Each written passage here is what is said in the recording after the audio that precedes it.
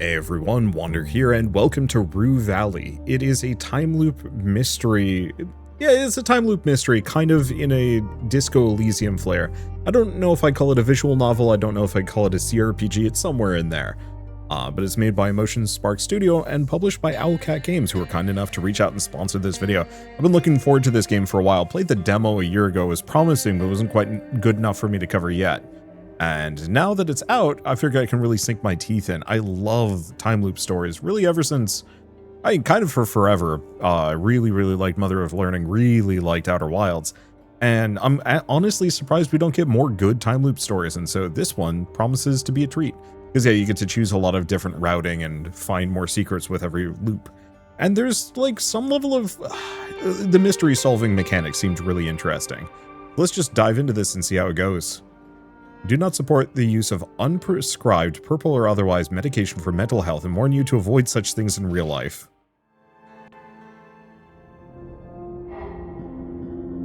Alright, so now we can define our character personality. So this is not permanent. I believe this shifts as we go through the game, but different traits, reckless, impatient, paranoid, and indecisive, will unlock different dialogue options for us. So we have X number of personality points, and if I remember right, like depending on the decisions you make, these shift from one loop to the next, but then they also unlock like new routes for you. I don't know if there's other things you get access to. So do we want to be reckless, arrogant, unkind, guilt-ridden, dramatic? Let's be dramatic, nosy, and reckless. So extremely impulsive, somewhat extroverted, and a little sensitive. That should be fine. So, you're so extremely heedless and restless, you probably won't finish reading the sentence. Uh-oh. You're somewhat extroverted. You often actively seek ways to prolong conversation more than strictly necessary. And as a somewhat sensitive person, you easily empathize with others and are prone to surrender to your own emotions.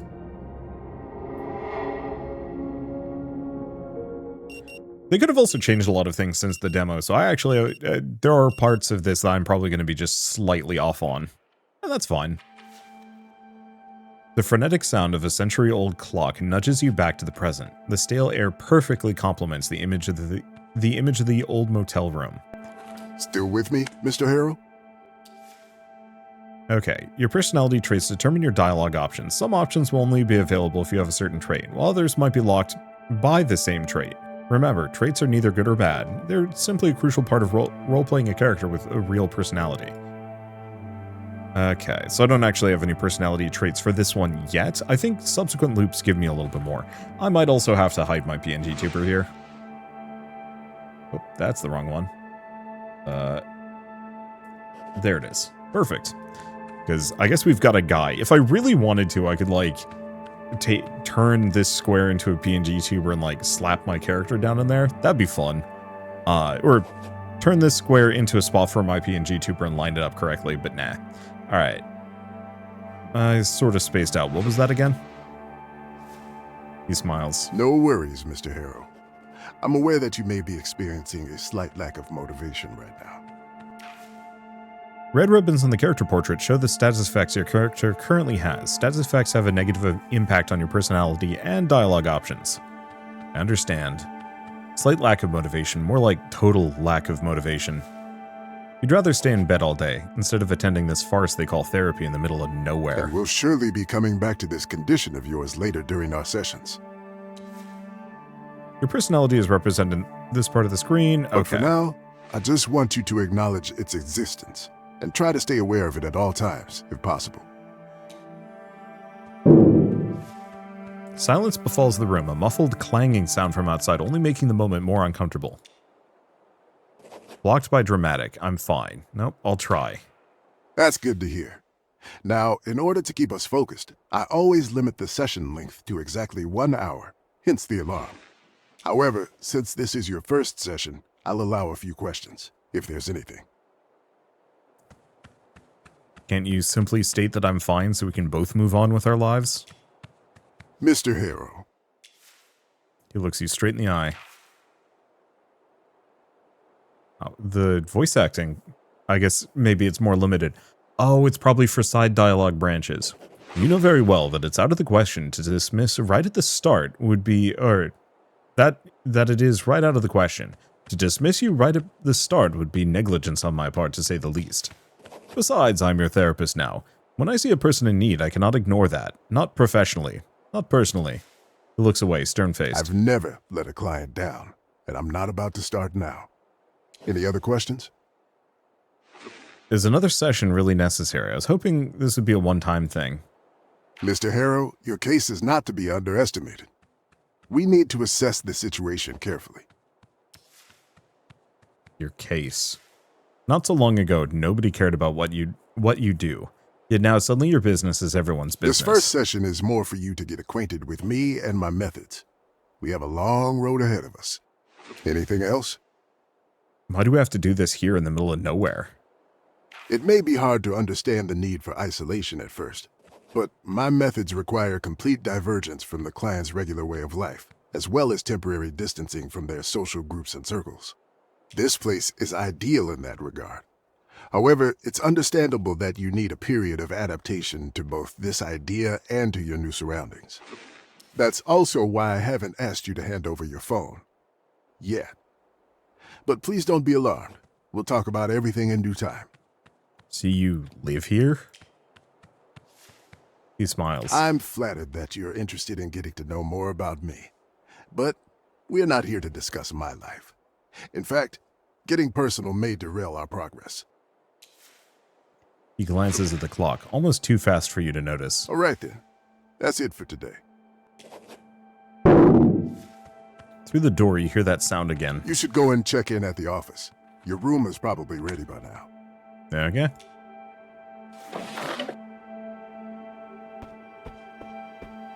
Give me my coffee, you jerk!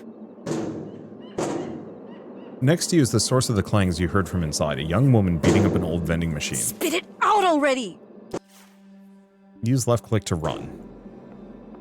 Come on, you thief! She's pounding the life out of the poor machine. Observe her actions closely. She's completely focused on the ancient machine and mumbling something under her breath. From time to time, though, a grunt or a few words are loud enough to make it out. I'll break you open if I have to. She'd be here for therapy as well? Who knows, but unlike you, she definitely looks like she needs it. Nobody needs to be sent away from their home to this dump, regardless of their mental state. And yet, what is to be done with lunatics like her? Let them rage around freely, yelling and kicking vending machines wherever they go. Well, there must be a better way to help a distressed person. Perhaps you could speak with her, see if you could help somehow. Nope.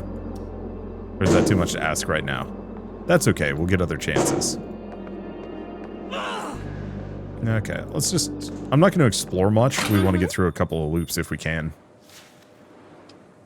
All the attention of the girl behind the counter is occupied by the ongoing phone call. Yes, Rue Valley Motel. Our Coral Destiny internet antenna is down? She says to the person on the other side of the line, social check, try to get her attention. Failure, too extroverted. Too extroverted? It's easy, just be loud enough and she won't be able to ignore you. Hi, I need to get to my room. She turns towards you, clearly insulted for being interrupted mid-sentence. Please sit down, sir. I'll be with you in a moment. Eavesdrop on her conversation. Oh, before you get the chance to say anything, she returns to her call, with no sign that she's about to end it in a moment, or anytime soon for that matter. In a bout of curiosity, you lean closer and prick up your ears, hoping you catch what the other person is saying, too. Alas, what little you can manage to comprehend is the unmistakable drone of customer support, their bored soul thinly veiled by artificial cheer, uttering platitudes so dull you'd prefer listening to cardboard decompose. No, the repair tech already came yesterday. Said the internet will be up by noon today. She says to the other person on the other side of the call. Soon your curiosity subdues as your attention slowly breaks down, but you keep mindlessly listening to the receptionist's call for some time. Yes, I have rebooted the modem. Killing time. Time in the game does not progress outside of dialogue, so in order to wait for certain events to happen, you need to find a way to kill time. Usually you can do that with various items and interactions around you. For example, reading a book, scrolling through your phone, or just chilling in a cozy chair. She says to her conversation partner, clearly annoyed, leave. Of course it's urgent! Our guests don't have Wi-Fi, the credit card machines are dead, we can't access reservations. Okay, not much to do. Can I look at this thing? I know what I'm talking about. Your repair tech said it was fixed. Oh, I can go in here for some reason. A lot of random boxes in all shapes and sizes. Some of them are labeled Ben. One says documentation. Well, nothing I can do about it, apparently.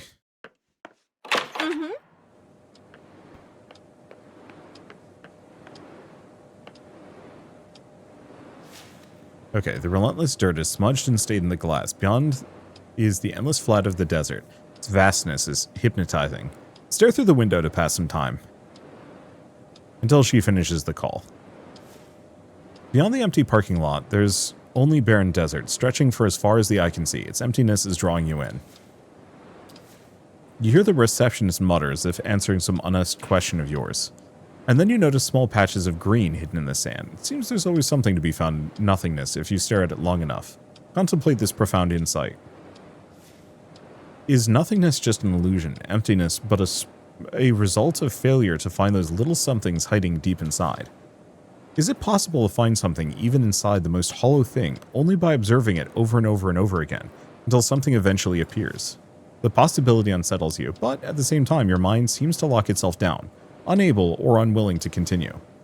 So you stay in this clinch, unwilling to discard the thought, but unable to proceed. Well, better than futzing on my phone. After a while, the window stops being interesting.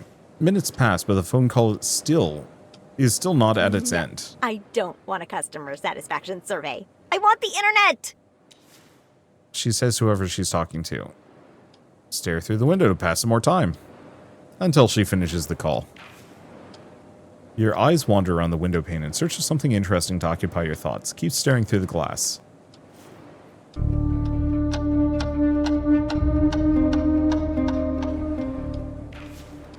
After a while, the window stops being interesting. They're still arguing with the service provider. She responds to the other person on the end. Your muscles are sore from the days of exhaustion and long wait. Might be better to sit down and relax. This might take a while. We now have sore legs. Well, that's not great. Hi, yes, Coral Destiny Antenna. She's awful. Like, regardless of her status as, like, you know, probably minimum wage, making this guy wait here for forever is agonizing. She could easily be like, hey, I need to give a guy a key, 1 second. Mess with your phone while you wait. Okay. Phone bleeps to life, so we can play a quick match of hyper-casual protagonists or scroll through your feed. Let's play a quick match of hyper-casual protagonists until she finishes the call. First wave of tiny bow tie wearing antagonists appears on your phone screen. Touch one of them. You tap the one carrying a golden fork, it instantly turns into an amorphous purple splotch. A matching splotching sound effect plays at the same time, further confirming the bow tie wearing, golden fork carrying antagonist is no more. Guess I'm supposed to squash them all. Continue squashing them.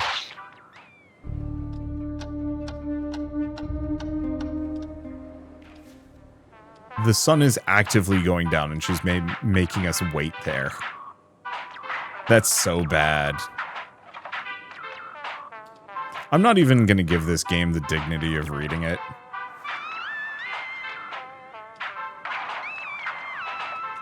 Let's see, try to understand what's going on with the game. Okay, tap the big guy.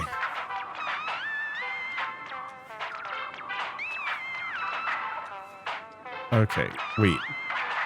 You press your finger against the monocled watchman, maybe a bit too hard. Tip of your finger slips and you almost drop your phone. You look at the screen after your heart almost skipped a beat and you see the whole screen is taken up by bold fat letters saying temporal disruption. The hell is going on? The letters disappear and you notice the whole screen is frozen. The antagonists gathered around the pile of boxes still stand in their weirdest poses. Look if there's anything different on the screen. There is. A small timer on the edge of the screen is ticking down, and it's gone. Screen comes alive for a split second, the antagonists unfreeze and continue to antagonize the pile of boxes. Before you get the chance to do anything, the whole screen is covered in black. Out of blackness, disappointed red letters appear. Protagonist defeated. With the game. Quick swipe of your finger.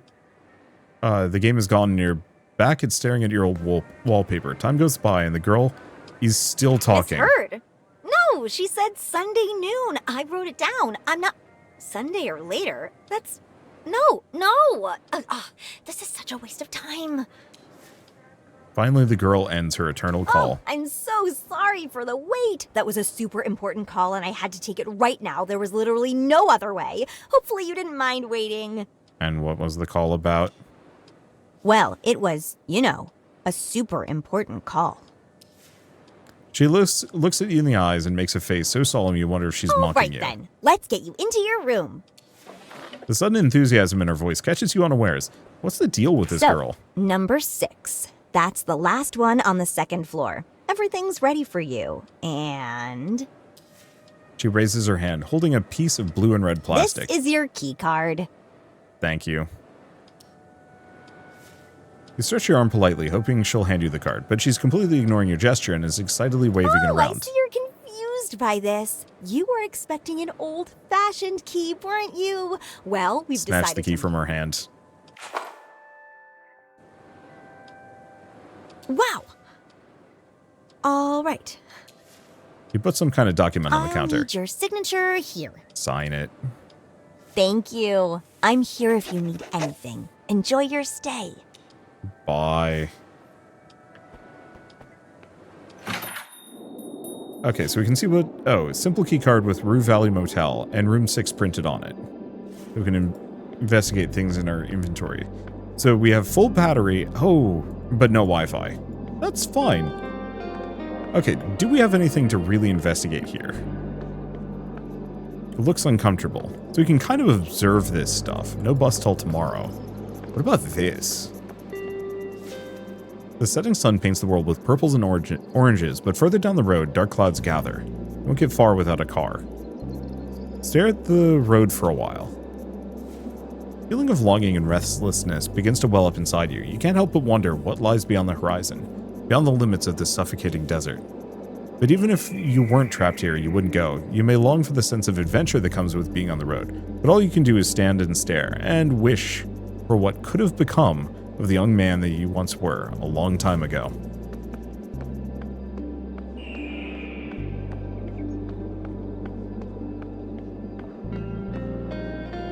Yeah, I'm just going to observe my surroundings real quick. Transformer is buzzing softly.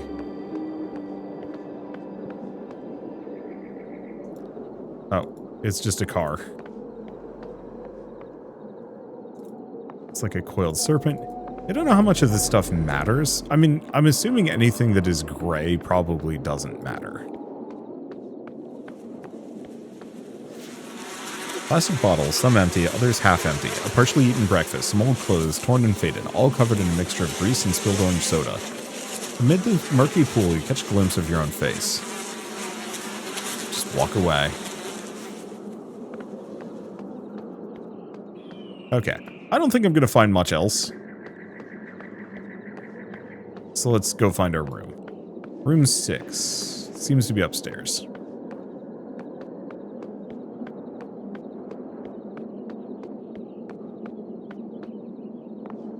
I don't usually stay at motels. My experiences with him have been universally kind of shoddy. Paint is peeling from the wood of the door, but the number 6 is new, shiny, and chrome. Unlock the door with your key card. Tiny green dot of light appears, or shows up near the knob. The door is unlocked. Enter the room.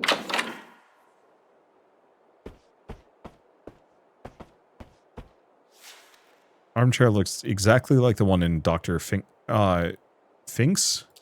room? The note. List of rules, can't be bothered with that right now. There's so many dark patches that this can barely be called a mirror. A small cup is on the shelf. Look at the mirror. The mirror splotches make interesting patterns on your face. They conceal a dark circle here, a mole there, a patch of wrinkles. Not that face too well. No need to discern every detail. Truth be told, you prefer not to look at it. Look in the mirror again. Stranger, who looks exactly like you, is looking you straight in the eye.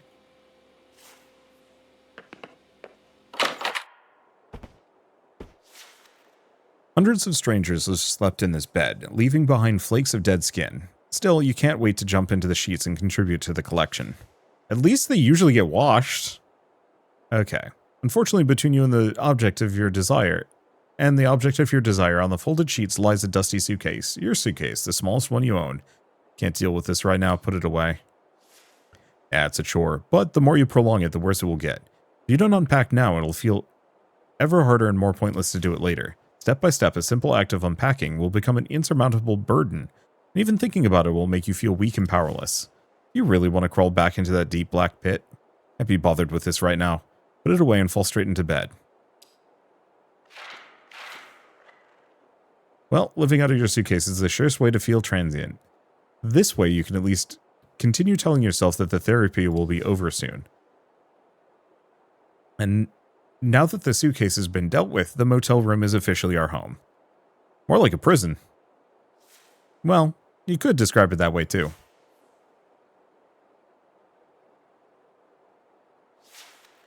Okay, despite the tight sheets and crisp-looking pillow, the bed reeks of dust and age. Fall into the bed. Please take off your shoes. You fall into the bed with all your weight. It croaks and squirms, and a cloud of dust and skin particles rise up. As soon as your head touches the rough pillow, though, tiredness overwhelms you. Coming to this nowhere motel to attend therapy you don't need has drained you both physically and mentally. You're desperate to get some sleep. Yet after weeks of wakeful nights, you know it won't come that easy. Mess with your phone. More hyper-casual protagonists, and hope sleep will come. Squish them all. Yeah, being on your phone is not good if you want to fall asleep. Your ears are pierced by a ringtone that you swore to change years ago. Answer the phone. Hello, sir. Am I speaking with Eugene Harrow? The line crackles heavily, as if the man is speaking from the distant past. That's me. Well, Mr. Harrow, I am so pleased to have finally reached you. My name is Percy Rugger, and I'm a senior sales executive at Ulterior Paralegal Exploits Consultancy. We'd like to offer our help regarding your case. My case? Well, if my information is correct, you have recently been unjustly forced to participate in treatment which, in our opinion, may have consequences not aligned with your best interests. Now, I'm sure you're quite concerned, Mr. Harrow, but don't worry. We're here to help you regain your rights. Are you referring to my psychotherapy here in Rue Valley? Mr. Harrow, let me be frank with you. I have no idea where this true valley of yours is, but we will work together to put an end to this undue response to your, well, unique situation. I mean, we have only known each other for a couple of minutes, and I can already see what a strong-willed individual you are. You know what you want, and nothing will stop you from getting it. So I presume you're ready for the next step in our cooperation? All right. Now that's what I like to hear. Eugene, Mr. Harrow, you truly are a man of action. I'll write down your general consent here and forward your case to my colleagues in our paralegal department. They'll contact you shortly. Well, Mr. Harrow, it was a colossal pleasure talking with you. Juice! Before you have the chance to say anything, the phone line is already dead. At least now you're not the only one who realizes the absurdity of this mandated psychotherapy. Well, back to the phone. Scroll through your feed to kill some time. And hope sleep will come. Start scrolling through stale memes, boring news articles, beach photos of ex-acquaintances, and poorly targeted sponsored posts. In one picture, a gritting, middle-aged stranger is apparently showcasing his newest baby. Thanks to a cleverly applied filter, both of them sport donkey ears. In an overly long and arguably racist video, a non-native speaker is repeatedly making embarrassing linguistic errors. They often turn out to be unintentional double entendres. Hilarity ensues.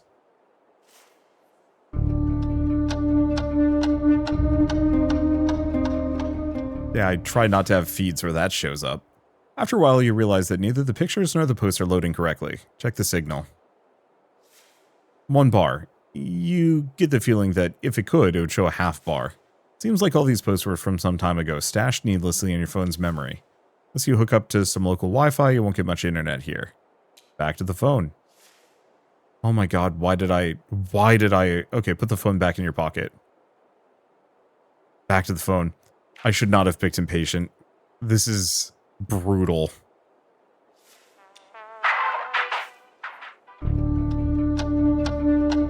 mean, maybe you're forced to kill time anyway. Enough of this now. Okay, there we go. I'm definitely switching to a more patient... Oh god. Impatient is impulsive, isn't it? We're never getting out of this. Oh no. Maybe it'll help me later. As your mind begins to drift, reality fades away. For a precious moment, there's only darkness and silence. Your mind refuses to calm down, and soon your thoughts start chasing each other in circles. Here we go. Mind map, memories. It's your mind map. This is your mind map. It's a representation of all the memories you have and how they're connected. When a new memory is available, you can recall it by selecting and activating it. Once the memory is activated, it can open dialogue choices in relation to that memory. Alright, so we have the vending machine girl. The image of the young woman flashes before your mind's eye. She's punching and kicking the old vending machine. Could she be here for therapy as well? Ignore her. It is what it is. You have nothing to say. Nothing to do, just the bare minimum. The young woman apparently holds some kind of grudge against the vending machine in the motel's parking lot. Gideon Fink. Out of the swirling images, the bushy eyebrows of your new psychotherapist emerge, bouncing up and down as he talks. Still with me, Mr. Harrow? I sort of wandered off. What was that again? You can't stay in the real world for a second, can you? At least you admit it. Percy Ruger. You see yourself lying in bed on your new motel room, holding your phone next to your right ear. My name's Percy Ruger, and I'm a senior sales executive at Ulterior Paralegal Exploits Consultancy. We'd like to offer our help regarding your case, but... My case? Oh, come on. You know what he's talking about. From the blur of half-formed memories and impressions, an image of the receptionist emerges. You're desperately trying to catch her attention, but she's completely engrossed in the ongoing phone call. Hi, I need to get to my room. Speak over her. You were so full of yourself, she probably despises you now, like everyone else. Do you have anything left? As your consciousness keeps spinning around, the carousel of recent experiences wraps into a single vision, suspended between sleep and waking.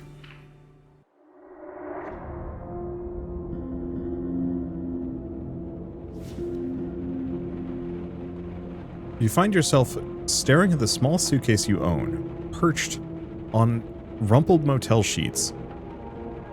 Everything is packed. Clothes, phone charger, toothbrush, couple other items. I'm ready to go home. As you reach for the handle, you notice a toothless gap, as if the suitcase forgot to fully exhale. Then the gap widens just a little and something shifts inside. The suitcase jerks. Just a faulty latch. Let it go already. Lift the suitcase. The suitcase feels too alive. With a loud hiss, the seam splits and a snake's head appears, lidless eyes fixed onto yours. Close it. Okay. Then more hisses follow and more snakes emerge, liquid as death and cold as oil. Their bodies twist into knots, ready to spill all over the sweaty sheets. You slam the lid down. The latch snaps shut, silencing the hisses for now. Gotta get rid of the suitcase. Let's shove it under the bed and get out of here. Or I need to... Oh, yeah. Out of sight, out of mind. As you descend the stairs, midday heat pricks your neck with sweat as you think of everything you left inside the suitcase. It's just clothes, phone charger, toothbrush, and a couple other items. You enter the reception area. No one's here, and even the AC is turned off. The air is hostile and heavy. Can't wait here, it's too hot. On a desk, a stack of pristine checkout forms sits beside a pen. Perhaps you can just do it yourself. Let's get this over with. Fill out the form. Name, date of birth, length of stay, but a single mischievous drop of ink escapes the pen and begins swelling into a blot. Puddle, a pond spreading across the form, as sweat spreads across your shirt. Snatch another form and start over. You slap the new form on the old one. The blot seeps upward. Your sweat drips downward. Paper becomes a battleground of stains. Your tongue feels swollen, your throat dry. It's no use. Keep on writing. You write all the words in black on a completely black paper and sign it in black. Not your fault after all. You did what you could, and now it's time to leave and find something to drink. Get out already. The parking lot shimmers in the heat, asphalt soft underfoot. Across it, a vending machine glows like a mirage, its glass fogged with condensation. Insert coin, press the button. The machine hums, light flickering, but no bottle comes out. Insert coin, press the button. You drop another coin, clink, press, hum. Still nothing. Insert coin, press the button. The world narrows to the clink of metal. The press of your finger, the machine's empty whir. Maybe this time it'll work.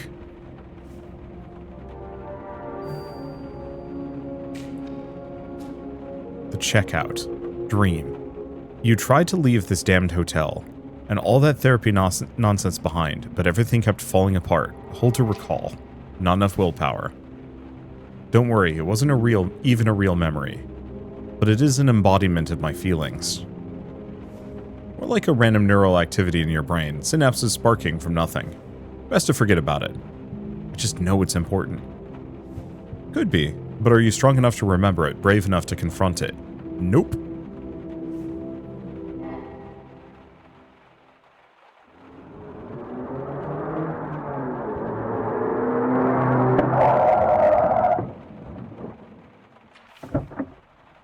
The sound of a car engine and screeching tires urges you to open your eyes, bringing you back to miserable reality once again. Your head is still spinning in a whirlwind of uncontrollable thoughts. Your nostrils pick up a curious smell of dust, and your throat is as dry as a desert. Okay, so we're thirsty and have sore legs. Okay.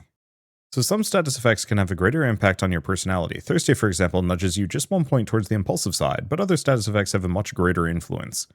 In some cases, drastically change the personality you defined at character creation. Your legs are grateful for the time spent in bed, but it was foolish to hope you'd fall asleep. Get up, get some water.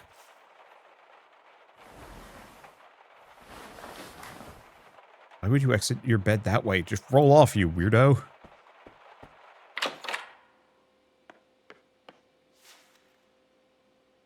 Okay, turn on the tap, drink some water. As soon as you turn on the tap, a horrible smell fills your nostrils. It's like there's a plumbing issue in hell, and all that blocked sewage is feeding directly into the faucet. Then you see the tap water streaming out of the tap. It's a robust shade of jet black mixed with chunks of silt. Nowadays, everything's supposedly unhealthy. Proceed. As soon as the first drop of water enters your mouth, the taste of mud and sharp metal overwhelms you. Before you have a chance to stop, it reaches down your throat and into your stomach. Bile starts rising up with the remnants of what meager food you ate today. The bathtub is the largest and thus safest target.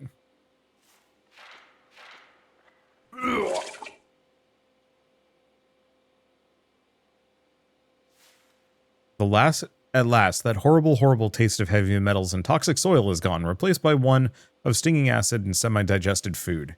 But instead of quenching your thirst, you've expelled what little liquid you had inside your stomach, making you even weaker and more dehydrated.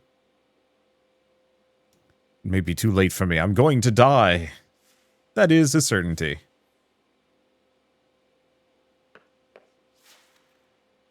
Try the tap again. Okay, some more dark liquid.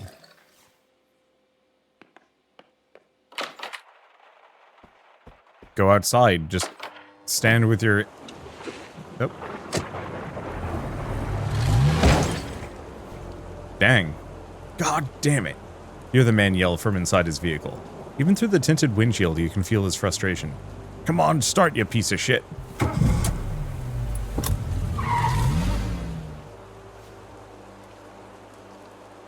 Judging by the careless driving you just witnessed, the man is either under the influence or another patient of Dr. Fink's. This maniac's about to kill somebody. Most likely himself. Come to think of it, could it be that's exactly what he's trying to do? I'd rather not think about that right now. Right, let's find something to drink.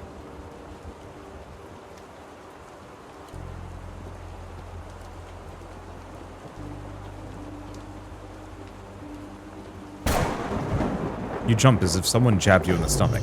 For a split second, the whole world was exploding. That was just a thunderclap, the loudest one you ever witnessed. Well, at least my reflexes still work.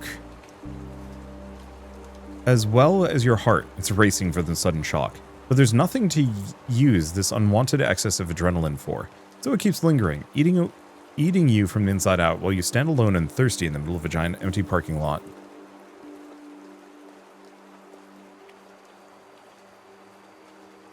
No, not much to do. Vending machine.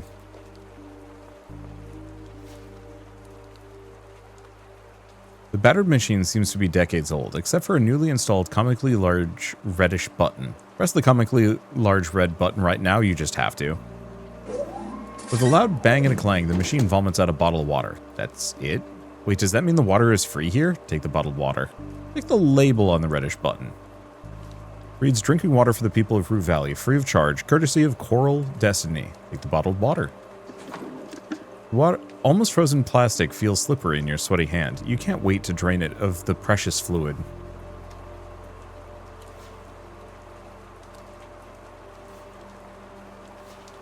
Gulp down the whole bottle.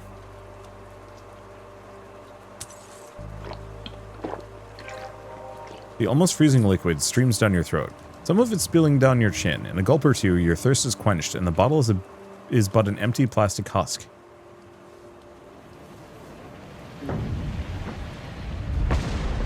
Suddenly, the night sky turns blood red.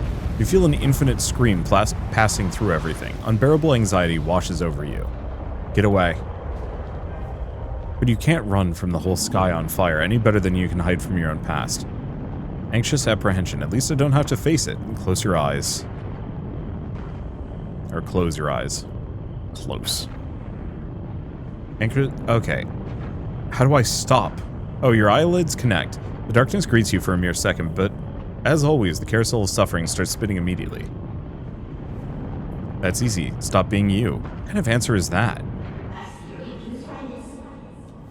The receptionist says whimsically, emerging from the whirlwind.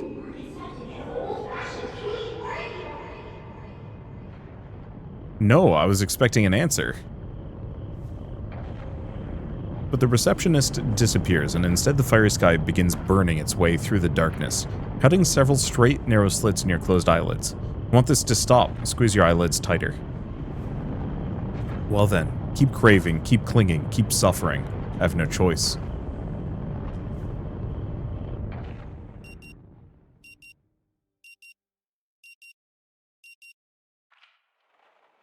Still with me, Mr. Harrow? Stop the carousel and focus on something else. Surely there's something pleasant to think of instead of this bushy-eyebrowed psychotherapist. And this lame excuse for therapy. Think of something interesting.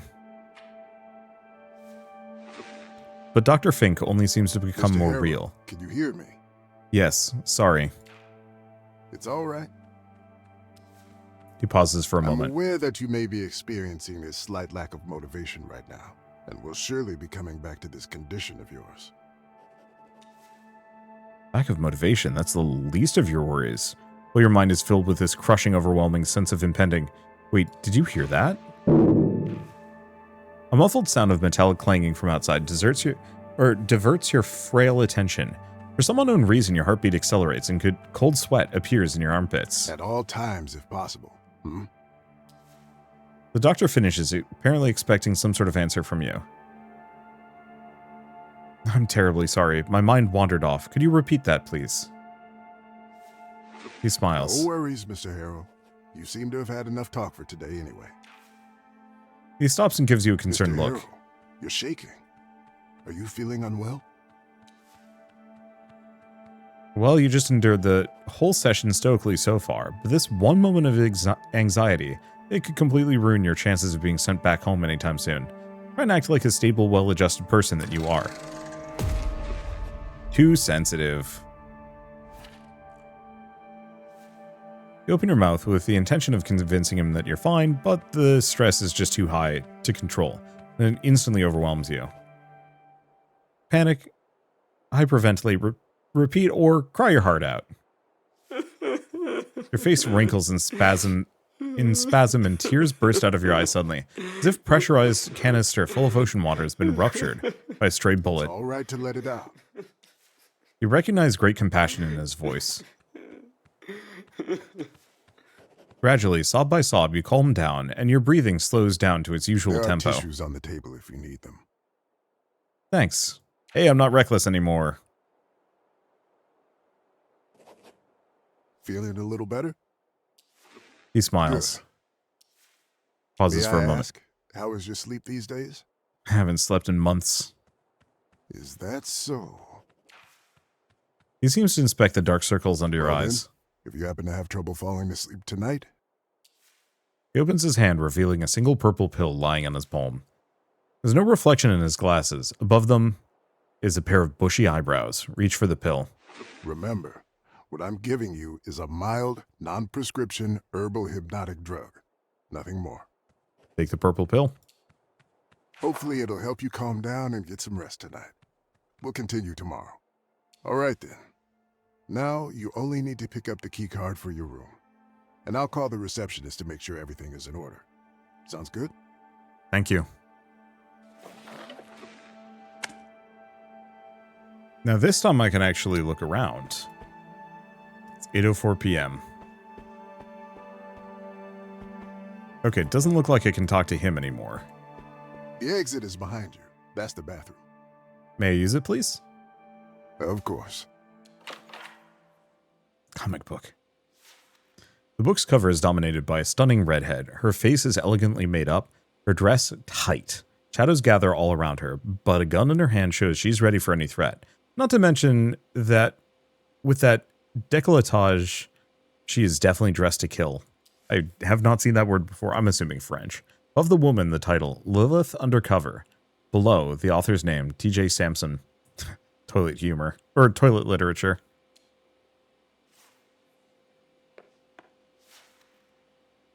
A man with eyes red from crying meets your gaze from the other side of the mirror. He looks exactly like you, but somehow doesn't feel like you. What is happening to me? He must have gotten lost in thought for a moment while the doctor was speaking. It couldn't have possibly happened more than a couple of minutes ago, but it feels like an hour has passed since. And then the sound of that old alarm clock awakened you from the daydream you can't remember, and this overwhelming tsunami of dread appeared out of nowhere. Let's see what the doctor keeps in here. Toothpaste, roll of toilet paper, and a bottle of whiskey. Look at the label. An illustration depicts a stoic armored warrior, icicles circling to his mustache, as he stares blankly through a bottle clutched in his bare frozen hand. Below the figure, in purple, old-fashioned font, it says, Num Night Sour Mash, the recipe that stays the same. 40% alcohol by volume, 80 proof. Take a few sips of whiskey. A strong, harsh tasting liquid fills your mouth. After you swallow it, a dark, nutty, and salty flavor undertone begin emerging. Swallow the purple pill with some whiskey. Sure. What could go wrong? You put the pill in your mouth, open the bottle, and after one gulp of the strong, harsh tasting liquid, the purple capsule is inside your stomach. After you swallow it, a dark, nutty, and okay, leave the bottle. Splash some water on your face to calm yourself down. As soon as you turn on the tap, a horrible smell fills the room and a steam of black water flows out of the old pipe. Somehow this doesn't surprise you. Instead, it's almost like you expected it to happen. Whatever, it's not like I'm going to drink it. As you splash your face, a few droplets enter your nostrils, immediately triggering your gag reflex. But when the feeling passes in a moment, you realize this near-vomit experience has actually helped you ground yourself a bit. Leaf. Refreshed yourself? Feeling a bit better now? Much better. That's good to hear. See you tomorrow, Mr. Harrow. Bye. Since this is a time loop, we're just going all the way on whatever options I'm given. Source of the clanging is the young woman. Okay. Yeah, for some unknown reason, looking at her makes you even more nervous. Come on, you thief! Just get away from her. I'll break you open if I have to. The text said it'd be up by noon today, but it's 8 p.m. now. All the attention of the girl behind the counter is being hogged by the ongoing phone call. Of course it's urgent. Our guests don't have Wi-Fi, the credit card machines are dead. We can't... She pauses for a second. Hold on, I have someone on the other line. Presses a button on the Hello, phone. reception. Oh, what can I do for you, Dr. Fink? If it's about the Wi-Fi, She pauses again and directs her gaze towards you. Yes, he's here. Of course, no problem. In an instant, the realization dawns on you. Because of your crying outburst at the end of the session, Dr. Fink must have warned the receptionist of your condition. Wink at her. She winks back at you and then smiles as she touches the button again. Hello? I'm very sorry. I will have to call you back later. She ends the call and turns towards you. Hello, Mr. Harrow. How are you? Are you ready to check in? She continues the same breath without waiting for your answer. Everything is in perfect order. Don't you worry a bit about anything. Thank you. You're welcome. Let's get you into your room. Her voice is full of enthusiasm. Number 6. That's the last one on the second floor. Everything's ready for you. And She raises her hand, holding a piece of blue and red plastic. this is your key card. Nod and wait for her to put it on the counter. Oh, I see you're confused by... Well, Okay. we decided to modernize... I'm gonna zone out on this one. Oh, you must be very tired. Perhaps I'll tell you about it some other time. It's a really interesting story. I'm looking forward to hearing it sometime. Here. She hands over the key card and puts some kind of document on the Just counter. need your signature. Draw a stick figure instead. All right. Thank you. She barely manages not to I'm laugh. here if you need anything. Enjoy your stay. Okay, well, we don't get trapped again, so I guess crying is the correct solution. I wonder if this is one of those that you were supposed to kind of puzzle your way through by finding the exact optimum way to end this. Maybe. It doesn't look like there's much I can do with any of it. Well, it's okay.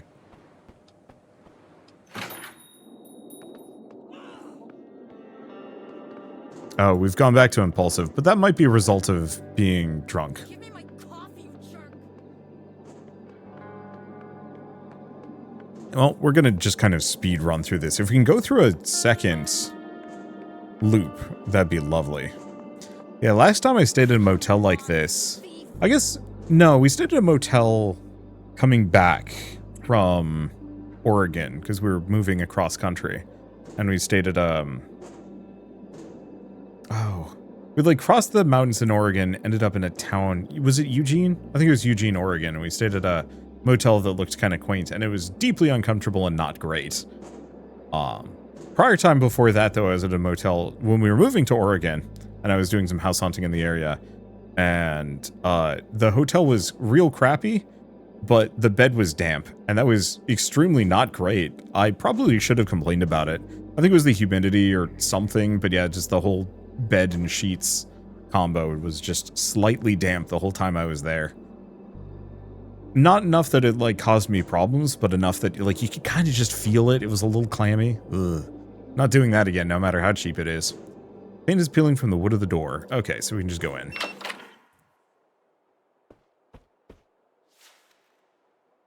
Okay, dusty suitcase. The smallest one you own. Da-da-da. Why am I afraid of unpacking? Perhaps you're scared of what you might find inside. Or maybe worried that by unpacking you accept that you're going to stay here for some time. What could be inside? You. Just put the suitcase away without unpacking. Fall into the bed. And unfortunately, I think I've maxed out more of my stats than I've minimized them. Fall into the bed with all of your weight. It croaks and squirms. A cloud of dust and skin particles raises up. Okay, so it's the same deal, but alas, we have to mess with our phone.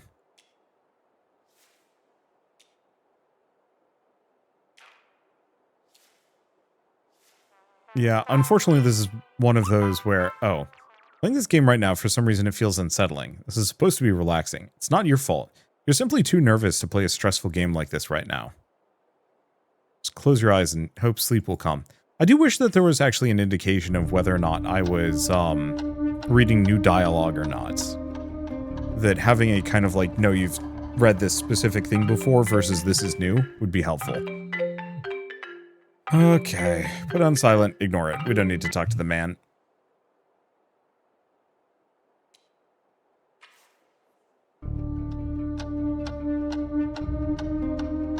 I'm assuming it doesn't make much of a difference. This time around, at least. Your mind begins to drift, reality fades away. For a precious moment, there's only darkness and silence, but your mind refuses to calm down. Soon your thoughts start chasing each other in circles. Okay, so we got some more information, kind of.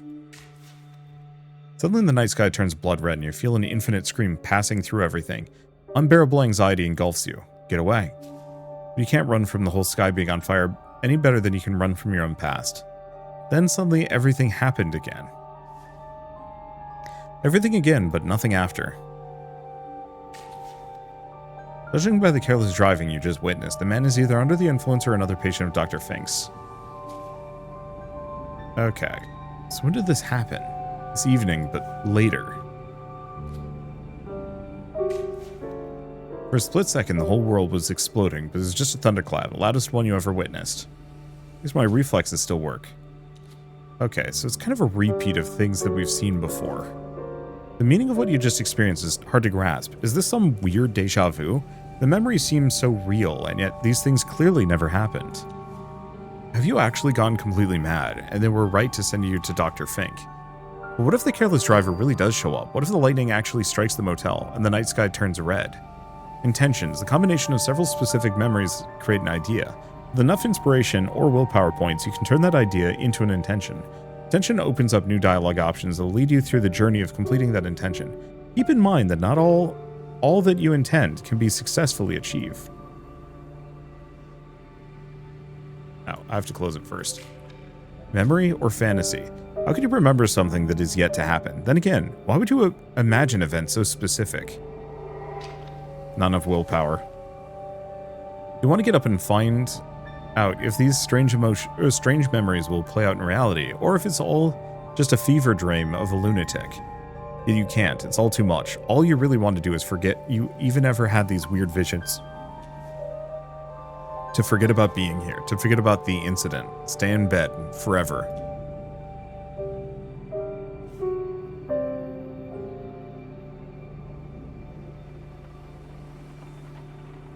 I was kind of expecting the purple pill to do something, unless me, gagging got rid of it.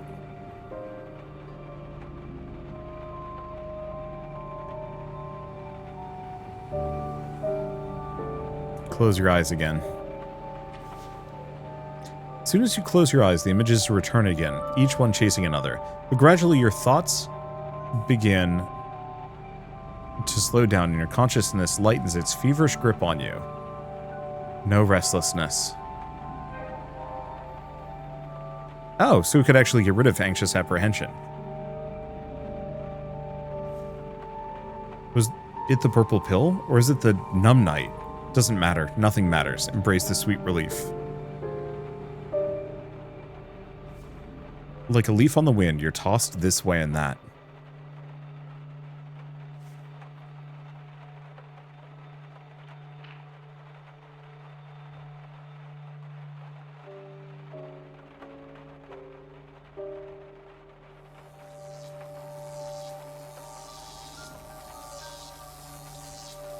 What's this? A tiny spark of light seems to have taken root deep inside you. Must have broken away from that mighty forked bolt of the brightest lightning you ever saw earlier. A spark without shape, still without purpose, but full of potential. And the sound of the loudest thunder jerks you out of your slumber. A beck of energy, now fully grown, is pulsing in your chest. You remember this feeling.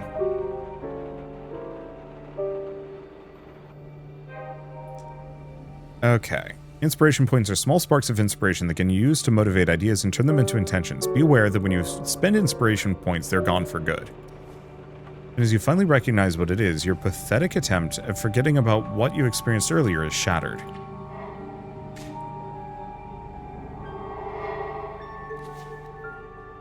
You have to find out if the careless driver showed up again. You must know if the sky will really be set ablaze. You need to see if everything will happen again, and if it does, you need to remember. Get up. Active intentions. Oh, investigate. Okay, so those are quests, more or less.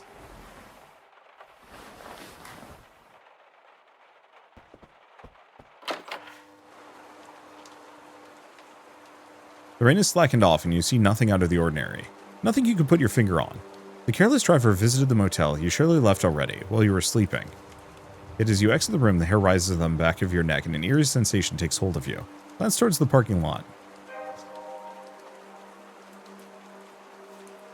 As you stare at the reflections on the wet, dark asphalt, the memory begins unfolding in your mind again. He enters the car, starts the engine, then he hits the transformer while driving in reverse, smashing his rear light before driving away in a cloud of smoke. This really happened there. You may be able to find some evidence down there.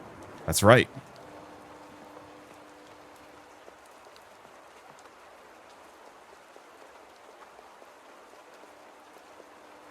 Oh, I'm full on impulsive, but we've lost sensitive here.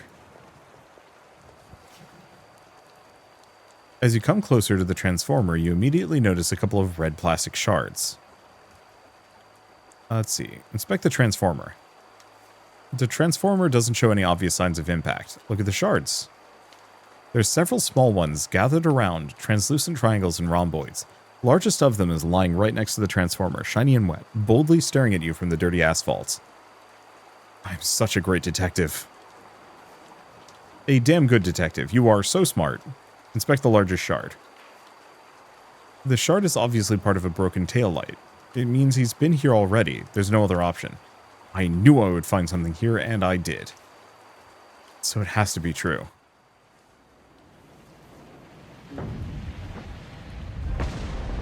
And then before you can wrap your head around all this, the skies are once again set ablaze, exactly as you remembered, only confusing you even further.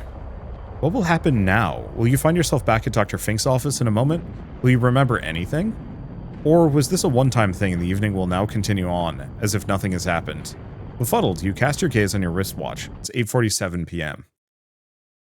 Okay, from now on you'll have the exact time displayed here. Pay attention to it, because in Rue Valley, situations change when the time changes. Characters might leave some locations and arrive at others. So this whole process has been 47 minutes. That is a very tight window.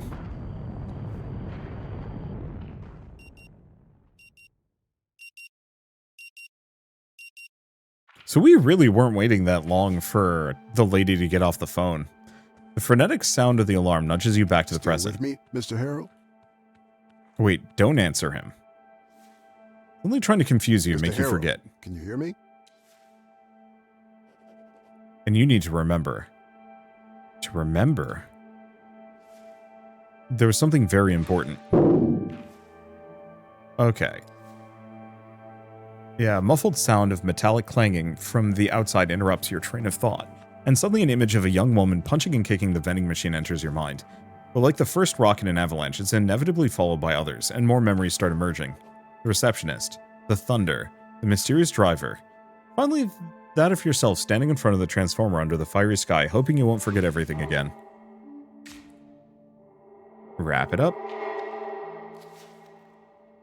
As you struggle to put the memories in the correct order, your mental fog dissipates, and two simple words form on your lips. Time loop. Oh, we've got another inspiration point. Time loop? Dr. Fink's voice pulls you back to the old motel room. I don't think I follow, Mr. Harrow. Would you care to elaborate? You just had to say it out loud. Good luck explaining it. I'm trapped in a time loop. Well, ain't that the smartest thing to say to a psychotherapist at the end of your first session? He's probably going to draft you a certificate of sanity right now. Gives you a concerned look and starts to scribble something in his notebook. Pretty sure that he wrote down the word crazy at least once. The next 47 minutes are repeating over and over and over again.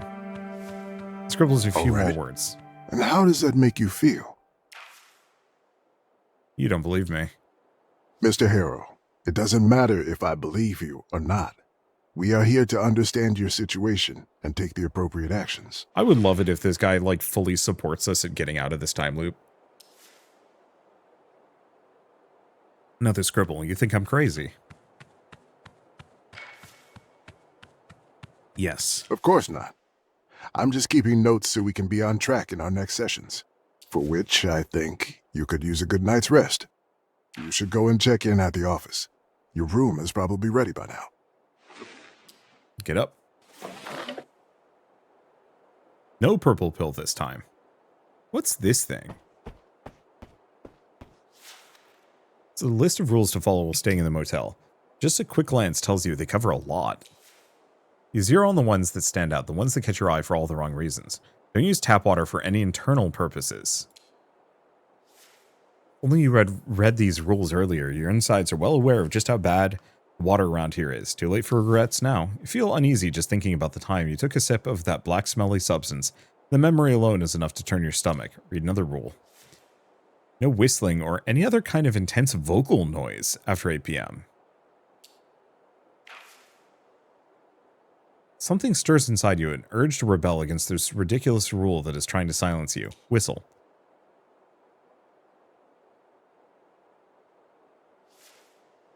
Mr. Harrow, may I ask exactly what you're doing? Oh, nothing, just whistling. Right, well, if it's not too much of an inconvenience for you, could you take your whistling outside my office? It's a bit distracting. Back to his notes. You can feel that he can't wait to see you gone. Each guest is only allowed 1 pillow per bed, no exceptions. They have an invasion of two-headed guests at some point, necessitating the creation of this rule. But I'll lose that 1 pillow and have to sleep without one for all eternity. Lucky for you and everyone else who loses things, it's going to get reset as soon as the loop ends. Still, there's no explanation that makes this rule sound sane. It's arbitrary, authoritarian, kind of thing that would make a person do something crazy. Like deliberately losing a pillow just to see if anyone has the guts to call you on it. Who the hell has the patience to read and remember all this? No one sane, that's for sure. Makes you wonder who wrote it in the first place and exactly what was going through their head. Rules are written and signed by Anita Fleming. These rules are a bit much, especially for a motel in the middle of nowhere. Oh, can't read more. Okay.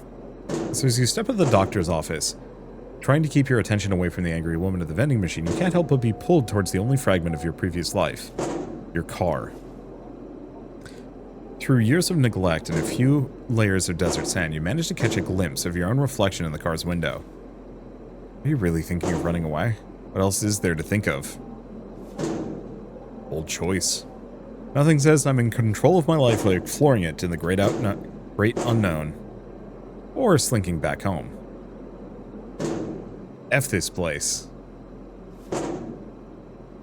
And F this senseless time anomaly. And that stupid clock. And the motel.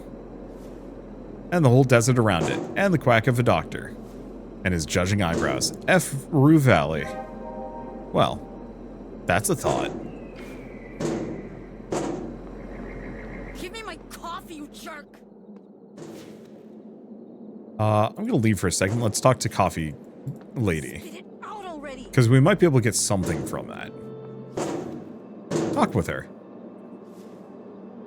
Talk with her. What happened to your lethargy? Gone for good. Great news, but aren't you too anxious to talk to her? Nope. Really? Okay, you got this. Let's see why she's beating up the vending machine. Why do you need coffee this late? Says the guy who looks like he's had at least 7 cups already. She grins. This would be my first today, believe it or not. Excuse me, but I'll try getting my coffee. Her words are accentuated with a very loud bang. There's no other place to get coffee around here. No, unfortunately not. I'm stuck with this broken piece of antiquity. She turns her attention back to the machine. Work, you piece of crap.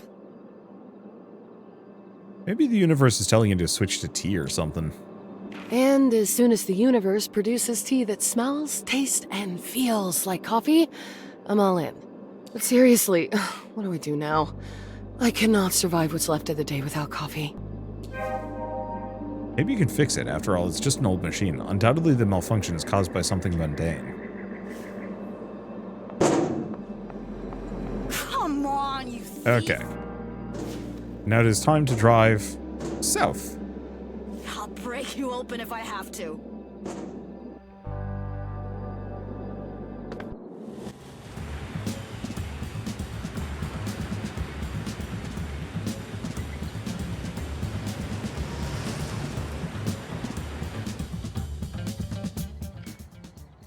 Oh. We actually managed to go somewhere. I was not expecting that. I was kind of expecting it to just, like, tick up to 847, and then for us to get hit by the time loop explosion. Or something. I'm not entirely clear. Well, one way or another, I think I'm going to leave it here. We've got a lot of mysteries to solve, and more to explore. This actually was the one thing I wanted to know. Was I going to be stuck in the motel for the entirety of the time loop? And the answer seems to be a solid no. There's actually other places to maybe go to figure out what that time loop is. Maybe we actually, like, have to go places to end it, or maybe it has something to do with our mental condition. Who knows? This place is bigger than I thought it was going to be. Well, anyway, I guess with all of this said, do we want to go out to the main menu? Yeah, before I get distracted by something here. Because I want to investigate, but I can do that later. Let's see. Hey, there we go. So, I guess before I go, I do want to say a very quick thank you to Emotion Spark Studio and Owlcat Games for reaching out and sponsoring this video. It's very neat. Oh, good. I can save. Good. Before I accidentally, like, quit the game without actually saving. Hopefully this auto-saves at some point. I certainly would hope so. But yeah, I like this. I like the whole mysteries solution situation. So we can commit to the intention of Rue Valley. I don't know how viable that is. We also have this one. Vending machine is stuck. But I need more inspiration points to fix it. Maybe. I'd leave that for later. So, for now, it's an interesting, CRPG visual novel kind of thing. Very much in the same vein as Disco Elysium, but obviously completely different. I like the time loop narrative, and I love the art style. It's got this, like, really grungy graphic feel to it.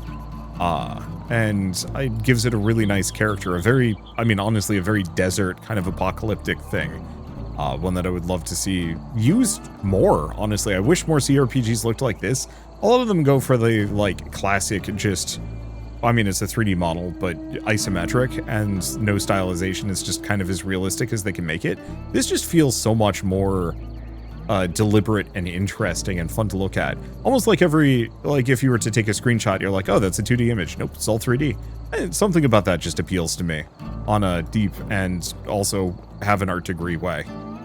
Anyway, I guess with all that said, I should say that Rue Valley is available now on Steam, so if you want to pick it up and play it yourselves, just follow the link in the description below and you can get further, try other options, make a different character and see where that leads you. Though I'm pretty sure, depending on the choices you make, you can probably swing your stats this way and that and be able to see most of the options available in the game. Maybe. For now, I guess if you like this video in any way, shape, or form, leave me a like. It helps more than you know. And if you want to see more rad new games every single day, then hit subscribe because I got tons to check out and show off. But for now, thank you all so much for watching. I'll see you next time.